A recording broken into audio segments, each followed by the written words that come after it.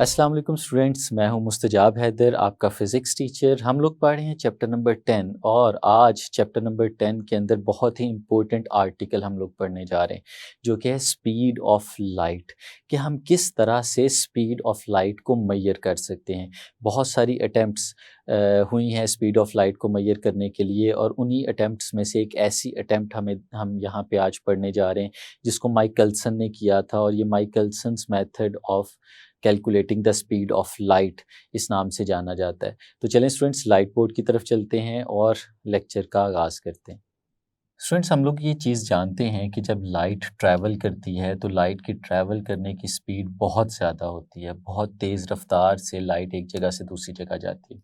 इतनी तेज़ी से जाती है कि अर्लियर साइंटिस्ट जो थे, वो उनमें से बहुत ज़्यादा साइंटिस्ट इस बात पे बिलीव रखते थे कि शायद लाइट को ट्रैवल करने के लिए टाइम की ज़रूरत ही नहीं होती, यानी लाइट की स्पीड नहीं होती, ये हर वक्त हर जगह पे मौजूद होती है। लेकिन बहुत सारे साइंटिस्ट ऐसे भी थे जो समझते थे कि लाइट जो है वो उसको ट्रैवल करने के लिए टाइम की ज़रूरत है, और लाइट की स्पीड भी है और स्पीड बहुत ज़्यादा है, हम इस वजह से उसे मेजर नहीं कर पाते। इन्हीं साइंटिस्ट में से एक साइंटिस्ट था गैलीलियो, जिसने सबसे पहले स्पीड ऑफ लाइट को मेजर करने की कोशिश की, लेकिन उस दौर में कोई ऐसा मेथड वो डिवाइस नहीं कर पाया जिससे स्पीड ऑफ लाइट को मेजर किया जा सकता। लेकिन उसके बाद माइकलसन ने एक मेथड डिवाइस किया, और उस मेथड को यूज़ करते हुए उसने सबसे पहले स्पीड ऑफ लाइट को मेजर किया, और ये मेथड माइकलसन्स मेथड के नाम से ही जाना जाता है, और उसी को आज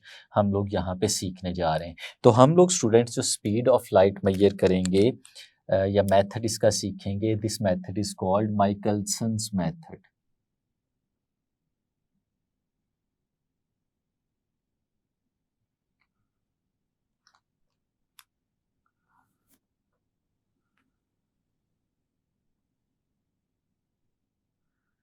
टू मेजर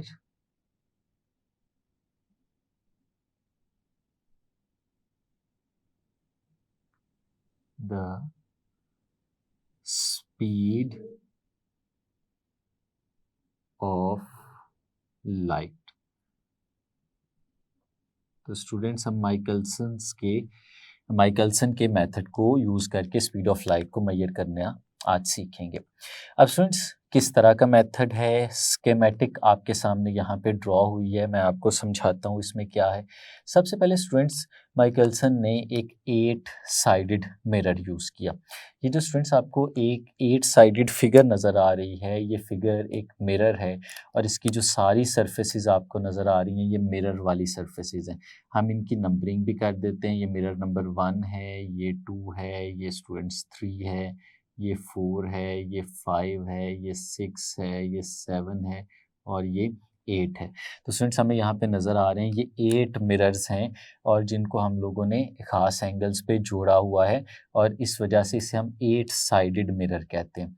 और ये जो 8 साइडेड मिरर है स्टूडेंट्स, इसको हम लोगों ने एक मोटर के साथ जोड़ा हुआ है, और उस मोटर के साथ ये मिरर जो है वो रोटेट भी कर सकता है। जैसे कि ये आपको जो एरो है ये बता रहा है कि ये जो मिरर है इस वक़्त ये इस डायरेक्शन के अंदर रोटेट कर सकता है, और ये हम लोगों ने एक ऐसी मोटर के साथ इसे अटैच किया हुआ है जिसकी फ्रीक्वेंसी को हम लोग कंट्रोल कर सकते हैं, और हम अपनी मर्ज़ी की एंगुलर स्पीड के साथ या एंगुलर फ्रीक्वेंसी के साथ उसे रोटेट करवा सकते हैं। उसके बाद स्टूडेंट्स, यहाँ पे हमारे पास एक सोर्स ऑफ लाइट भी मौजूद है, जिसे हम लोगों ने एस का नाम दिया हुआ है। उसके साथ-साथ स्टूडेंट्स, हमारे पास यहाँ पे एक और प्लेन मिरर भी मौजूद है। ये भी स्टूडेंट्स एक मिरर है, प्लेन मिरर है, यानी इसमें से भी जो लाइट है वो रिफ्रैक्ट नहीं होगी, इसमें से रिफ्लेक्ट होके वापस ऊपर की तरफ जा सकती है। और स्टूडेंट्स, एक हमारे पास यहाँ पे टेलीस्कोप भी मौजूद है, जो कि यहाँ पे जो आने वाली लाइट है उसको देखने के लिए इस्तेमाल होगी। अब स्टूडेंट्स, इसकी अरेंजमेंट ज़रा देखें। सबसे पहले स्टूडेंट्स, हमें पता है कि लाइट जब भी किसी मिरर पे टकराती है तो उसका एंगल ऑफ इंसिडेंस और एंगल ऑफ रिफ्लेक्शन हमेशा बराबर रहता है। अब स्टूडेंट्स, हमने इसको किसी कुछ इस तरह से अरेंज किया हुआ है कि एक सोर्स ऑफ लाइट से लाइट आती है हमारे मिरर 1 के फेस पे टकराती है और टकराने के बाद रिफ्लेक्ट होके वो इस डायरेक्शन में आ जाती है। और नीचे हम लोग देख रहे हैं हमारे पास एक और मिरर पड़ा हुआ है, ये इस दूसरे मिरर पे टकराएगी, फॉल करेगी और इससे टकराने के बाद वो वापस ऊपर की तरफ जाएगी और मिरर नंबर 3 जो है उस पे टकराएगी और वहाँ पे टकराने के बाद फिर से एक दफ़ा रिफ्लेक्ट होगी और आगे की तरफ चली जाएगी और जिस जगह पे हम लोगों ने टेलीस्कोप रखी हुई है ये उस टेलीस्कोप में जाएगी और हम लोग उस टेलीस्कोप में से इस सोर्स ऑफ लाइट को इस वक्त देख सकेंगे। ये स्टार्टिंग पे स्टूडेंट्स हमारी अरेंजमेंट इस तरह से होती है कि टेलीस्कोप में से हमें सोर्स ऑफ लाइट नज़र आ रहा होता है, यानी ये जो आपको इस वक्त अरेंजमेंट नज़र आ रही है एग्जैक्टली इसी फॉर्म के अंदर हमारे पास टेलीस्कोप के अंदर ये सोर्स नज़र आ रहा होता है। अब स्टूडेंट्स हमारे पास ये जो मिरर है जो यहाँ पे अटैच किया गया है ये रोटेटेबल है, जो 8 साइडेड मिरर है। जब ये रोटेट करेगा तो हमें पता है कि इसके फेसेस की जो पोजीशन है वो चेंज होती जाएगी। अब इमेजिन करें कि अगर इस मिरर को हम थोड़ा सा रोटेट कर दें, बिल्कुल थोड़ा सा, जब ये थोड़ा सा रोटेट होगा ये जो फेस 1 हमें नज़र आ रहा है इस फेस 1 की पोजीशन बदल जाएगी और अगर इसकी पोजीशन बदल गई तो जो लाइट इससे आ रही है वो टकरा के अब इस पॉइंट पे नहीं पहुंचेगी और अगर वो इस पॉइंट पे नहीं पहुंचेगी तो किसी और पॉइंट पे पहुंचेगी, वहाँ पे गई तो इसका मतलब है उसका पाथ सारे का सारा डिस्टर्ब हो गया और आगे वो टेलीस्कोप में नहीं जा पाएगी। यानी टेलीस्कोप में हमें सोर्स ऑफ लाइट एग्जैक्टली उस वक्त नज़र आएगा जिस वक्त ये वाली अरेंजमेंट होगी। अगर इससे थोड़ा सा भी मिरर को हम आगे या पीछे रोटेट करवा के इसके फेसेस की पोजीशन को चेंज करवा देते हैं तो हमें टेलीस्कोप में लाइट जो है वो बिल्कुल भी नज़र नहीं आएगी। अब स्टूडेंट्स इमेजिन करें कि हम लोग इस तरह करते हैं कि मैंने कहा था कि हम 1 को थोड़ा सा रोटेट कर रहे थे, मैंने कहा थोड़ा सा रोटेट नहीं करते, आप इस मिरर को इस तरह से रोटेट करें कि जो 1 आपको नज़र आ रहा है एग्जैक्टली इस जगह पे 2 आ जाए, यानी जो फेस नंबर 1 है इसको रिप्लेस कर दे फेस नंबर 2। तो अगर face number 2 exactly face number 1 की जगह पे आ जाएगा तो उस वक़्त 2 की जगह पे 3 आ चुका होगा, 3 की जगह पे 4 और 4 की जगह पे 5 और 5 की जगह पे 6 आ चुका होगा और हमारी ये जो अरेंजमेंट है इसमें फेसेस जो उनके नंबर्स हैं वो बदल गए होंगे, लेकिन अरेंजमेंट एग्जैक्टली इसी तरह की होगी। तो क्वेश्चन मेरा ये है कि क्या अगर ऐसा हो जाए तो हमें सोर्स जो है वो अपनी टेलीस्कोप में से नज़र आ रहा होगा या नहीं आ रहा होगा? तो स्टूडेंट्स उसका आंसर यकीनन यही होगा कि क्योंकि लाइट जो है वो एंगल ऑफ इंसिडेंस और रिफ्लेक्शन पे डिपेंड कर रही है, ना कि फेस पे कि 1 है या 2 है। अगर 2 1 की जगह ले लेता है, 3 2 की जगह ले लेता है, 4 जो है वो 3 की जगह ले लेता है, तो हमारे पास फिर से एग्जैक्टली यही अरेंजमेंट बन जाती है और इस अरेंजमेंट में हमें फिर से सोर्स जो है वो नज़र आना शुरू हो जाएगा। तो स्टूडेंट्स ये बड़ी ही इंपॉर्टेंट चीज़ है जिसे आपने याद रखना है कि numbers are not important, the position of the faces are important. कि हमारे पास जो चीज़ अहमियत रखती है वो ये रखती है कि आपका फेस जो है वो किस पोजीशन पे मौजूद है, ना कि कौन सा फेस किस जगह पे। अगर इस 1 की जगह पे 4 भी आ चुका हो, तो 4 अगर यहाँ पे आ चुका होगा एग्जैक्टली इसी जगह पे, तो फिर भी हमें सोर्स जो है वो नज़र आ रहा होगा क्योंकि अरेंजमेंट बिल्कुल इसी तरह से होने वाली है। अब स्टूडेंट्स एक चीज़ और यहाँ पे, जो हमारी लाइट है जब वो मिरर नंबर 1 से टकरा के नीचे तक आती है, तो ये 1 और ये जो नीचे हम लोगों ने फिक्स्ड मिरर रखा हुआ है इन दोनों के दरमियान अगर हम लोग डिस्टेंस की बात करें तो स्टूडेंट्स इस डिस्टेंस को हम लोग स्मॉल डी के साथ रिप्रेजेंट करते हैं। ये डिस्टेंस है इन दोनों के दरमियान में। लाइट जो है वो ट्रैवल करती है, इधर जाती है, वापस जाती है और फिर उस जगह पे पहुंच जाती है। अब स्टूडेंट्स ये जो हमारे पास मिरर है ये रोटेट कर सकता है विद मोटर। अब स्टूडेंट्स अगर हम इस तरह से करें कि हम इसकी जो मोटर है उसको चला देते हैं, हमारे मिरर ने रोटेट करना शुरू करेगा। अब जैसे ही मिरर रोटेट करना शुरू करेगा, हल्की सी स्पीड से घूमेगा तो इसकी जो पोजीशन है वो चेंज हो जाएगी। जब इसकी पोजीशन चेंज होगी तो हमें टेलीस्कोप में से हमारा सोर्स जो है वो नज़र आना बंद हो जाएगा, हमें सोर्स नज़र नहीं आएगा। हम क्या करते हैं कि हमारी जो मोटर है हम उसकी स्पीड को इंक्रीज़ करते जाते हैं, आहिस्ता आहिस्ता उसकी जो एंगुलर फ्रीक्वेंसी है हम उसे बढ़ाते चले जाते हैं। अब स्टूडेंट्स जैसे जैसे एंगुलर फ्रीक्वेंसी बढ़ेगी वैसे वैसे जो मिरर है वो ज़्यादा तेज़ी के साथ घूमता चला जाएगा। और हम लोग क्या ऑब्जर्व करेंगे कि एक टाइम ऐसा आएगा कि फ्रीक्वेंसी बढ़ाते जा रहे हैं, बढ़ाते जा रहे हैं, बढ़ाते जा रहे हैं, और टेलीस्कोप से कंटिन्यूअसली ऑब्जर्व कर रहे हैं कि हमें सोर्स नज़र आ रहा है या नहीं आ रहा। तो एक टाइम ऐसा आता है कि इसके घूमने की जो फ्रीक्वेंसी है वो इतनी ज़्यादा हो जाती है कि हमें अचानक से सोर्स नज़र आना शुरू हो जाता है। जब हमें सोर्स नज़र आना शुरू होता है तो हम इस मोटर को उस जगह पे फिक्स कर देते हैं। अब हम अपने घूमने वाले मिरर की जो फ्रीक्वेंसी है उसे कम या ज़्यादा नहीं करते। जिस जगह पे हमें सोर्स नज़र आना शुरू हो गया है, हमने उस फ्रीक्वेंसी को लॉक कर देना है। अब क्वेश्चन ये उठता है कि सोर्स हमें नज़र कब आना शुरू हुआ? तो स्टूडेंट्स ये ही एक बेसिक कॉन्सेप्ट है जिसकी बेस पे हम लोगों ने सारी अपनी डेरिवेशन करनी है। स्टूडेंट्स इमेजिन करें कि हमारे सोर्स से लाइट आई और फेस नंबर 1 से टकराई। अब जब वो फेस नंबर 1 से टकराई है और हमें पता है कि ये तो रोटेट कर, अब जो लाइट है वो 1 से टकरा के नीचे की तरफ आएगी और वो नीचे वाले इस मिरर तक जाएगी। अब इस मिरर से टकरा के उसने वापस ऊपर जाना है और 3 पे पहुंचना है। अब इमेजिन करें स्टूडेंट्स कि लाइट टकराई 1 से और ये हमारा जो 8 साइडेड मिरर है ये घूम रहा है और वो टकरा के नीचे की तरफ आई, लाइट ने नीचे की तरफ आना शुरू किया और मिरर ने घूमना शुरू कर दिया। और ये लाइट नीचे आते आते आते आते हमारे नीचे वाले मिरर से टकराई और फिर टकरा के वापस इस जगह पे आई। लेकिन जब ये इस फेस पे पहुंची तो इस वक्त यहाँ पे फेस नंबर 3 मौजूद नहीं था, बल्कि इस वक्त यहाँ पे फेस नंबर 4 आ चुका था।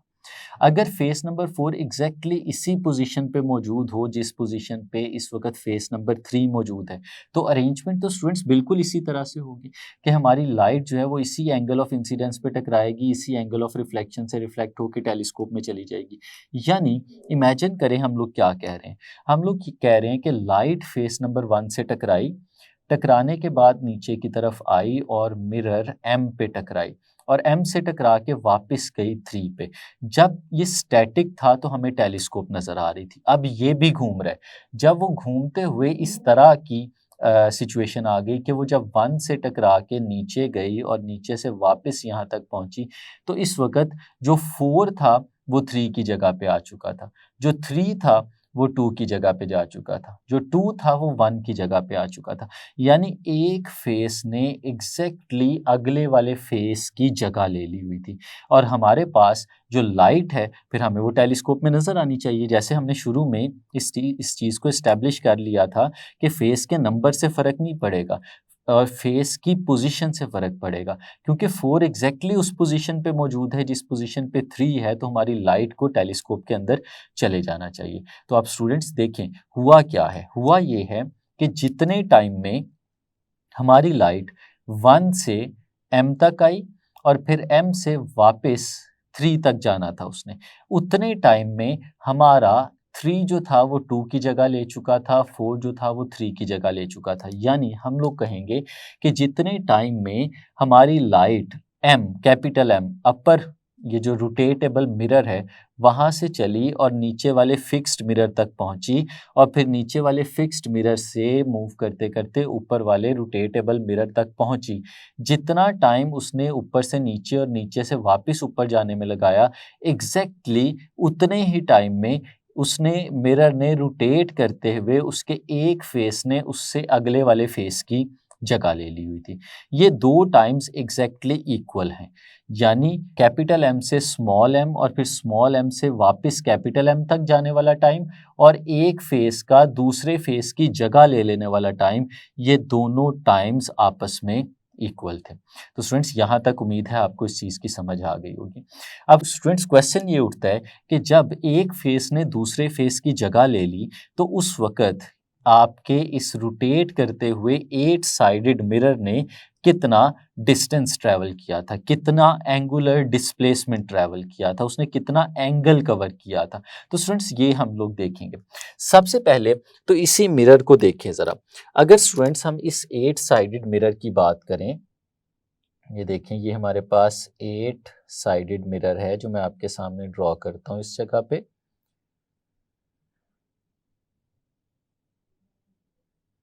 अब स्टूडेंट्स इस 8 साइडेड मिरर को अगर हम लोग देखें और हम कहें कि इसको एक सर्कल के अंदर हम लोगों ने पोजीशन किया हो, लेट्स सपोज स्टूडेंट्स ये एक सर्कल है। अब हमें पता है कि एक सर्कल के केस में जो टोटल एंगल होता है वो 2 पाई रेडियंस या हम उसे 360 डिग्रीज कह सकते हैं। अब स्टूडेंट्स देखें, इस केस में अगर हम सर्कल की बात करें तो हर एक साइड ने एक सर्टन स्पेसिफिक एंगल बनाया हुआ है, जैसे हमें यहाँ पे नज़र आ रहा है।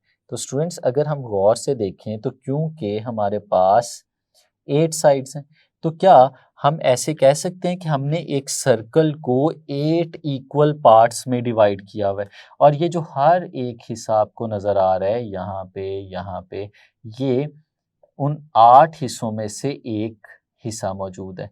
तो स्टूडेंट्स क्या हम लोग कह सकते हैं कि अगर एक फेस के एंगल की बात करें कि एक फेस कितना एंगल जो है वो सब्सटीट्यूट कर रहा है, तो क्या स्टूडेंट्स हम लोग कह सकते हैं कि एक फेस जो एंगल सब्सटीट्यूट कर रहा है वो 2 पाई बाय 8 के बराबर है, क्योंकि हम लोगों ने जो 2 पाई था यानी टोटल सर्कल था उसको 8 इक्वल पार्ट्स के अंदर डिवाइड किया हुआ है। तो आप स्टूडेंट्स इमेजिन करें कि जब 3 ने 2 की जगह ली या 4 ने 3 की जगह ली, तो उसने एक फेस का पूरा एंगल जो था वो ट्रैवल कर किया, और वो एक फेस का पूरा एंगल ट्रैवल करके आगे गया। तो क्या स्टूडेंट्स हम लोग फिर इसमें कह सकते हैं कि जब एक फेस ने दूसरे फेस की जगह ली तो उसने ट्रैवल करते हुए जो एंगल कवर किया था वो 2 पाई बाय 8 के बराबर था। तो स्टूडेंट्स हम लोग ऐसे लिख सकते हैं कि हमारे पास जो थीटा इस केस में आता है वो थीटा इक्वल आ जाएगा 2 पाई बाय 8 रेडियन, इसके इक्वल आ जाएगा। स्टूडेंट्स इसे हम लोग नाम दे देते हैं इक्वेशन नंबर 1 का। अब स्टूडेंट्स आगे चलते हैं और चैप्टर नंबर 5 की कुछ इक्वेशंस को हम लोग याद करते हैं। हम लोगों ने पढ़ा था कि हमारे पास जो थीटा होता है that is equal to omega t. ये ओमेगा टी के इक्वल होता है, और इसमें ओमेगा क्या है स्टूडेंट्स, हमें याद है कि जो ओमेगा था इसके अंदर, ये तो हमारे पास थी एंगुलर फ्रीक्वेंसी। और अगर हम लोग बात करते हैं इस एंगुलर फ्रीक्वेंसी की, तो स्टूडेंट्स हमने इसकी वैल्यू भी सीखी हुई थी। हमने सीखा था कि हमारे पास जो ओमेगा होता है ये 2 pi bye T time period, या इन टर्म्स ऑफ फ्रीक्वेंसी तो 2 पाई एफ, ये इसके बराबर होता है। तो स्टूडेंट्स ये हमारे पास ओमेगा की वैल्यू है। अगर ये वैल्यू इस जगह पे सब्सटीट्यूट करते हैं तो थीटा जो हमारे पास आता है स्टूडेंट्स वो कुछ इस तरह से आ जाता है 2 पाई एफ, और साथ में ये जो स्मॉल टी है ये इसके साथ मल्टीप्लाई हो जाएगा। इसे स्टूडेंट्स मैं इक्वेशन नंबर 2 का नाम दे देता हूँ। तो स्टूडेंट्स हमारे पास इक्वेशन नंबर 1 और इक्वेशन नंबर 2 ये दोनों थीटा की वैल्यूज़ को ही रिप्रेजेंट कर रही हैं। तो दोनों की लेफ्ट हैंड साइड सेम है, तो दोनों की राइट हैंड साइड भी यहाँ पे सेम होनी चाहिए। तो स्टूडेंट्स हम लोग कह सकते हैं from equation number 1 and equation number 2, 1 और 2 का अगर हम लोग कंपैरिजन करते हैं तो स्टूडेंट्स हमारे पास आता है 2 pi by 8 is equal to 2 pi f और टी। ये स्टूडेंट्स हमारे पास रिलेशन आ गया इन दोनों के दरम्यान। अगर हम इसमें देखें तो कुछ चीज़ें हमारे पास यहाँ पे कैंसिल आउट हो रही हैं। क्या क्या कैंसिल आउट हो रहा है स्टूडेंट्स, अगर हम लोग देखें तो इसमें हमारे पास 2 पाई लेफ्ट हैंड साइड पे भी मौजूद है, राइट हैंड साइड पे भी मौजूद है, ये कैंसिल आउट हो जाएगा। एफ जो है वो यहाँ पे मल्टीप्लाई हो रहा है, अगर इसे दूसरी तरफ ले जाएं तो ये स्टूडेंट्स डिवाइड हो जाएगा। तो हम इसे ऐसे लिख सकते हैं 1/8, और ये f जब नीचे जाएगा तो स्टूडेंट्स हमारे पास आ जाएगा 1/8f is equal to t. ये स्टूडेंट्स हमारे पास टाइम आ गया। ये स्टूडेंट्स कौन सा टाइम है, अगर हम लोग इसको देखें तो ये वो टाइम है जिस टाइम के अंदर हमारे एक फेस ने दूसरे फेस की जगह ले ली थी। यानी जो हमारा 4 है वो 3 की जगह पे आ गया था, जो 3 है वो 2 की जगह पे आ गया था। तो students t is equal to 1/8 f, ये हमारी बेसिक इक्वेशन बन गई टाइम की, और स्टूडेंट्स इसे हम लोग नाम दे देते हैं इक्वेशन नंबर 3 का। अब स्टूडेंट्स आगे चलते हैं। एक चीज़ और हम लोगों ने देखी थी कि अब लाइट जो है वो फेस नंबर 1 से टकराई थी और फिर स्मॉल एम तक गई थी और फिर वापस कैपिटल एम तक गई थी और उसके बाद हमारे टेलीस्कोप के अंदर एंटर हो गई थी। अब स्टूडेंट्स अगर इस चीज़ को हम लोग यहाँ पे देखें और ये टाइम निकालने की कोशिश करें तो स्टूडेंट्स वो कैसे निकाल सकते हैं? हम लोगों को पता है, हम लोगों ने ये चीज़ सीखी हुई है कि हमारे पास जो लीनियर डिस्टेंस होता है उसको निकालने का फॉर्मूला है। वी नो दैट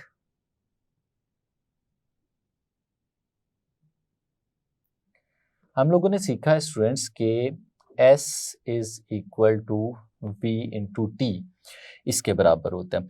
अब स्टूडेंट्स अगर हम लोग बात करते हैं कि इसी इक्वेशन में S क्या है, तो स्टूडेंट्स S तो वो डिस्टेंस है जो ट्रैवल किया जाता है। अब इस केस में देखें कि M1 और M2 के कैपिटल M और स्मॉल m के दरमियान जो डिस्टेंस है उसे हम लोगों ने स्मॉल d के साथ रिप्रेजेंट किया हुआ है।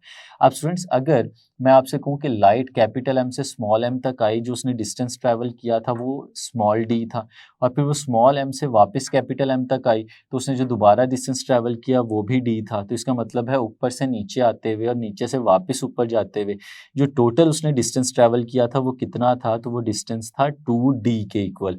तो स्टूडेंट्स फिर इस केस में हम लोग s की जगह पे लिख सकते हैं 2 टाइम्स ऑफ d।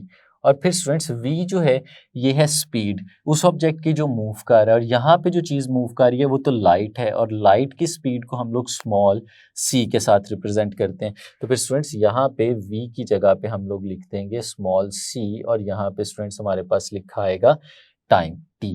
अब स्टूडेंट्स अगर इसको भी थोड़ा सा रीअरेंज करें, जो c यहाँ पे डिवाइड हो रहा है इसको दूसरी तरफ ले जाएं तो स्टूडेंट्स हमारे पास आ जाएगा 2d divided by c is equal to small t, और इसे स्टूडेंट्स हम लोग नाम दे देते हैं इक्वेशन नंबर 4 का।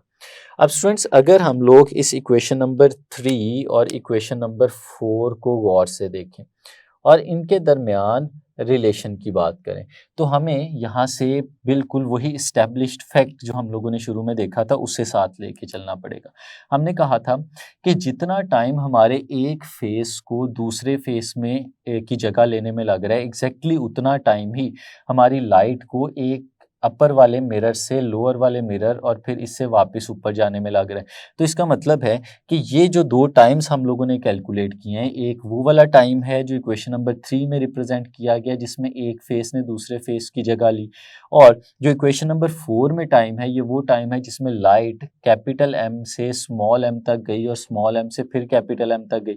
तो ये दोनों टाइम्स आपस में इक्वल हैं। हमने उस वक्त अपने सोर्स को देखा था, उस वक्त हमने मोटर की फ्रीक्वेंसी को फिक्स किया हुआ था। तो स्टूडेंट्स इसका मतलब है इक्वेशन नंबर 3 और इक्वेशन नंबर 4 में जो कैलकुलेट किया गया टाइम है ये दोनों टाइम्स आपस में इक्वल हैं जिस वक्त हमारे घूमते हुए मिरर की फ्रीक्वेंसी इस जगह पे आ चुकी है कि हमें टेलीस्कोप में से सोर्स नजर आ रहा है। तो फिर स्टूडेंट्स हम लोग क्या कह सकते हैं, हम लोग कह सकते हैं कि फ्रॉम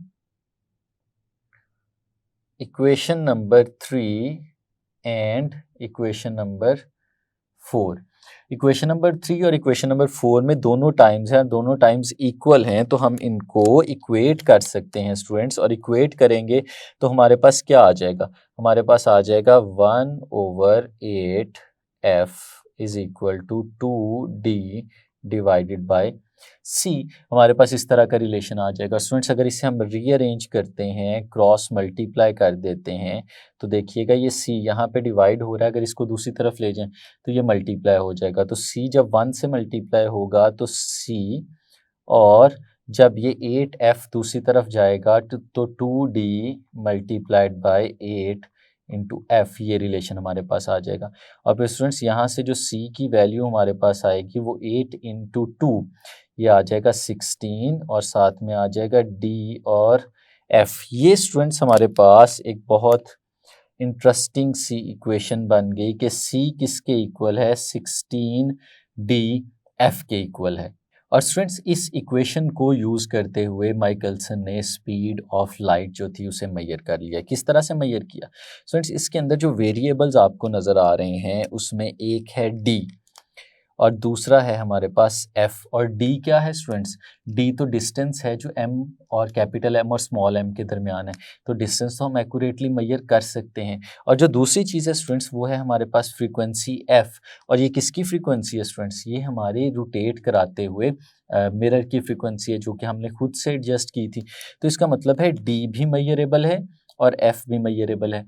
और स्टूडेंट्स माइकलसन ने d भी मेजर किया और f भी मेजर किया, और इनकी वैल्यूज़ जब यहाँ पे सब्सटीट्यूट की तो उसने स्पीड ऑफ लाइट जो थी वो कैलकुलेट कर ली। और ये स्पीड ऑफ लाइट उसके बहुत ज़्यादा करीब थी जो एक्चुअल स्पीड ऑफ लाइट हमें इस वक्त पता है, जिसको हम लोग जानते हैं कि जो c है दैट इज़ 2.9979 इंटू 10⁻⁸ मीटर पर सेकंड है, और जिसे हम राउंड ऑफ करके तकरीबन 3 इंटू 10⁻⁸ मीटर पर सेकंड ये ले लेते हैं। तो स्टूडेंट्स इस तरह से इस मेथड को यूज़ करते हुए माइकलसन ने स्पीड ऑफ लाइट जो थी वो डिटरमिन की।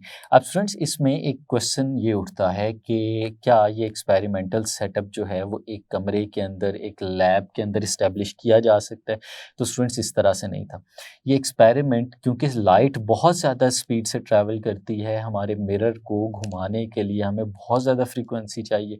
तो स्टूडेंट्स इसमें एक चीज़ ये थी कि मिरर M और M, कैपिटल M और स्मॉल m, इनके दरमियान डिस्टेंस को बहुत ज़्यादा इंक्रीज़ कर दिया जाए ताकि हमारे पास जो टाइम का कुशन है वो थोड़ा सा बढ़ जाए।